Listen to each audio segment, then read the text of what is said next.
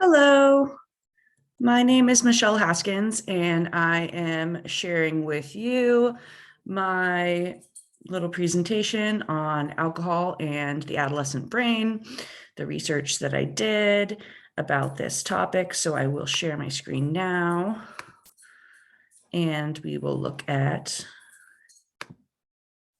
alcohol and the adolescent brain. Okay. All right. So, as we know, adolescence is a critical time.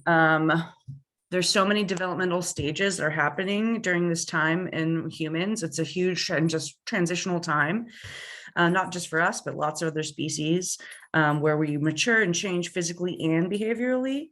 And it's so critical that a lot of times anything that any stick you throw into the spokes, like drugs or alcohol, can really affect the brain and the way the brain develops, and have a huge impact on development. So let me move this here. The teenage brain. So as we also know, the emotional part of our brains develop before the frontal cortex develops. The frontal cortex is the part where we make decisions, and controls our ability to impulsiveness. And this is interesting for adolescents because they're in this time in life where they're emotional, but they don't have the ability to make the best decisions. So they respond to rewards and threats at a higher level, a more heightened level than a fully formed brain does. And that's why they care. One of the reasons why they care so much about their peers and why they like doing things in front of their peers, acting out, and why they often do things without considering the consequences. It's just part of their brain, the teenage brain.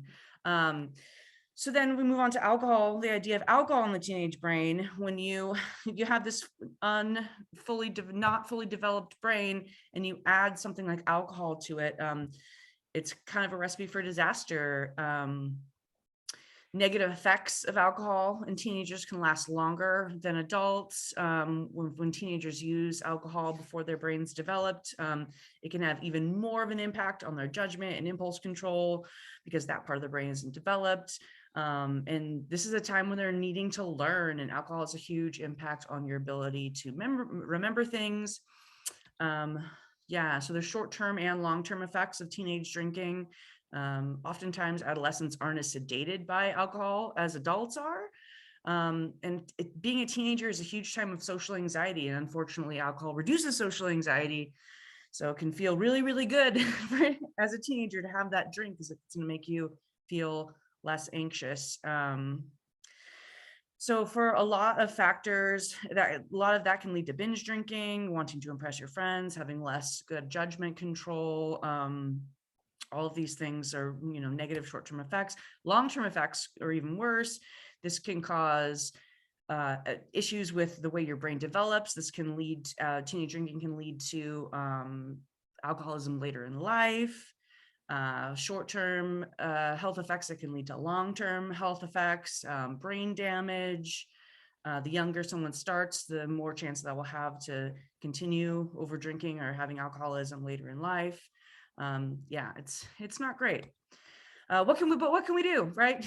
that's the question. We know what happens. We know why they do it, and the negative effects. But as teachers, do we have any ability to affect this? We do. We can. As people who work with kids, we have an ability to affect their life. We can work with them, with families, with communities, to send the message that it's not a good idea, and to try to help educate them and help promote the idea that kids shouldn't drink. So one of the first things that we can do is try to recognize the signs. If you work with kids every day, some of the risk factors for kids using alcohol are mood changes. But I mean, that's hard. It's hard to pin down because teenagers have mood changes anyways. But that's the biggest sign. Poor class attendance, low grades, disregard for school rules. I mean, these are symptoms that could potentially mean a lot of things, but these are some of the signs of kids who are abusing drugs or alcohol. So recognizing the signs, but the biggest thing that we can do other than recognizing the signs is just talking to kids.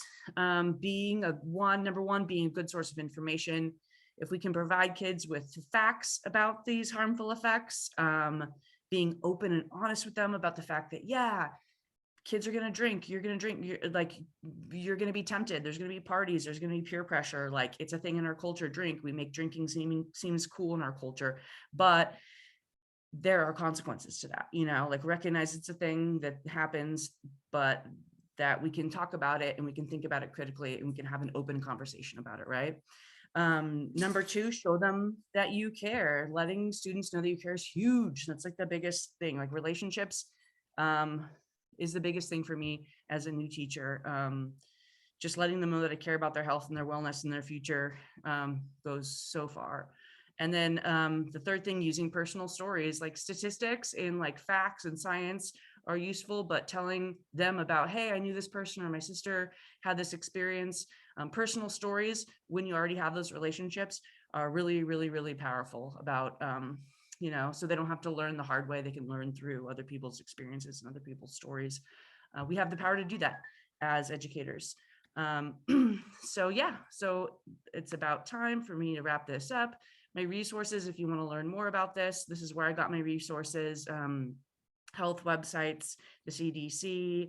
If you Google the impact of alcohol on teenagers, or how to talk to teenagers or adolescents about alcohol, there's lots of resources out there. So yeah, we do have the power as educators to connect with kids via relationships, information, personal stories, and showing that we care. All right. Thank you.